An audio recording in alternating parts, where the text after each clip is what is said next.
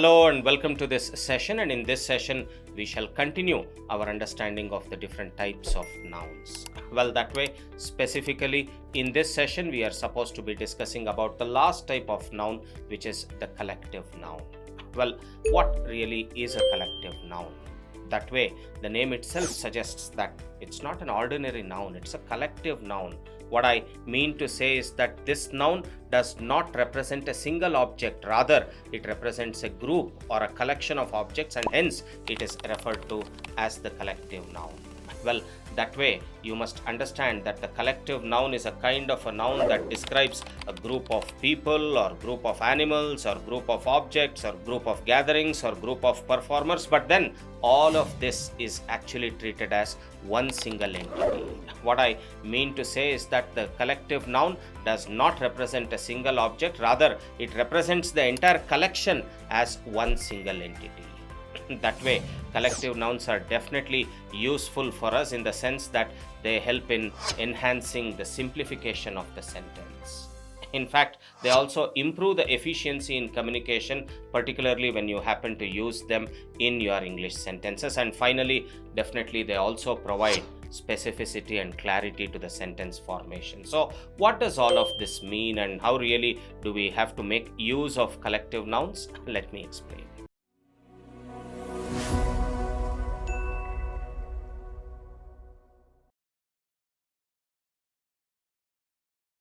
Even before I dive deep and tell you more about the collective nouns, have a look at this. After all, they are all sheep, right? But then we collectively refer to them as a flock of sheep. In fact, the word flock over here is actually a collective noun, and this word flock is not referring to any single sheep in the field. Rather, collectively, all the sheep put together is taken as one entity and is referred to as the flock. So that way, flock is a collective noun that represents all of the sheep that are grazing the field. Or have a look at this, a swarm of bees. Again here, when I make use of the word swarm, it is a collective noun which is not referring to any one single bee. Rather, it is referring to this entire group of bees using a single word called as the swarm, and hence swarm is a collective noun which is representing all of these bees as a single entity. That way, have a look at this, a mob of protesters. Now again here, when I use the word mob, you need to understand that it is not used with reference to any single person who is protesting, but then the entire group of protesters is what we collectively refer to using a single word as mob, and hence mob also happens to be a collective noun in English. And finally, have a look at this, a band of musicians. Again, the word band here is not representing any one single musician out of the group. Rather, the entire group is collectively referred to as the band, and hence band also happens to be a collective noun. Now, if you would look back at the definition of the collective noun, that a collective noun happens to be such a type of noun that refers to a collection.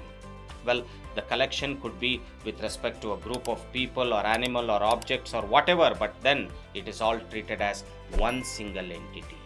And definitely all of these happen to be the advantages of using the collective nouns in your sentences, but then I would substantiate all of these advantages through a few examples. So let me proceed. Have a look at this sentence. The audience enjoyed the play. Well, this sentence definitely is a sentence which is having a collective noun in it, and the word audience happens to be the collective noun. Well, that way, why is it the collective noun? That is because the word audience is not representing any one single person, rather it is representing the entire group of people who are enjoying the play. The entire group is referred to as one entity and is named as the audience. Well, just imagine in case you have to remove this word audience from here and then include each and every person's name who is enjoying the play, then the sentence would have become pretty lengthy.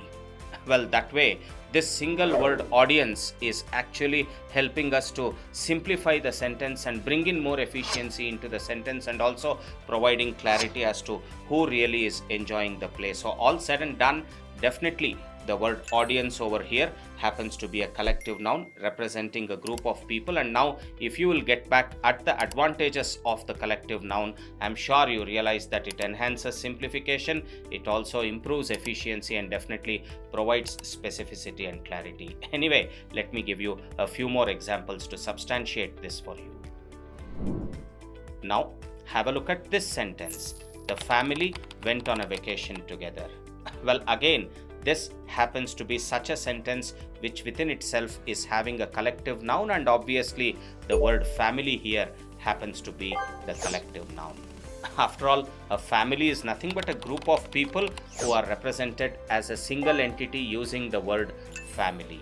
Well, that way, in case I did not have the word family here, and rather in case I had to represent the names of the family members such as Arun, Asha, Kiran, Kusum went on a vacation together, definitely would have been a cumbersome and an inefficient sentence. Now all of these family members have been clubbed together under one word called the family, which happens to be the collective noun. And now if you would look back at the sentence, definitely it is more simplified, it is more efficient, and is also providing us with the clarity that Arun, Asha, Kiran and Kusum are not just some random people, rather they all together form a single family. And obviously I'm sure through this you have again understood that the collective nouns play a very important role during the sentence formation. Anyway, let me give you another example to substantiate this.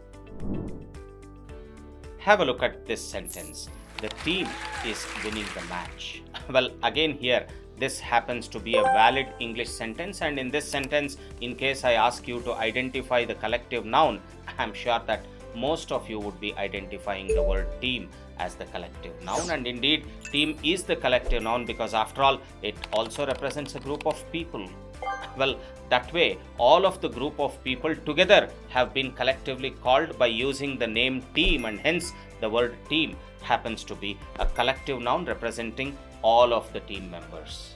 Just in case I happen to eliminate this collective noun and then try to bring in each of the team members' name this way, then I'm sure that you can notice that this is such a lengthy sentence and also pretty cumbersome to read and understand. So instead of mentioning all the team members' name, it is better all of them are put under one collective noun called as the team, which is definitely going to make the sentence more simplified, more efficient, and also brings in the required clarity. Hope you have been able to understand this example as well.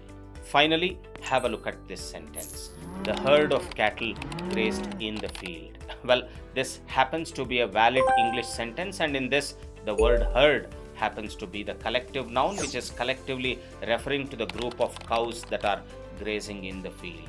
Well, that way, each of the cow in the field could possibly have its own name, but then we are not taking the names of the cows specifically in the sentence. Rather, we are collectively referring to all these group of cows as a herd, and hence the herd of cattle grazed in the field definitely is a more simplified sentence, is a more efficient sentence, and is also providing us with the required clarity. So all said and done, now if you would look back at the various advantages of the collective nouns, I'm sure you would agree with each one of the points listed over here. But then there are so many words in the English vocabulary that represents a collection, and all of such words is what we refer to as the collective nouns. Well, here are a few of such words that English vocabulary provides us, and that you should be making use of them efficiently whenever you would wish to be creating meaningful and impactful sentences with simplicity and clarity.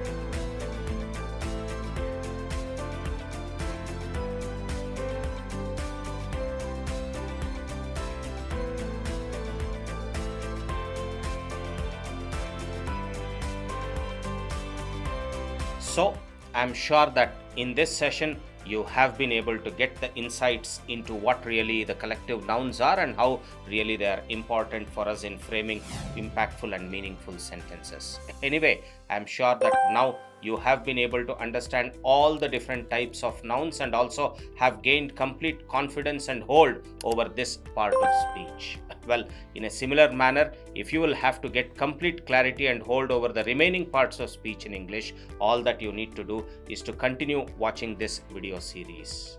If you would do so, then let me assure you that by the end of this video series, you would have gained complete mastery over this global language. So, all that I would insist you to do is to continue watching this video series and keep up the regular practice. Thanks for watching. Let's meet again in my next session.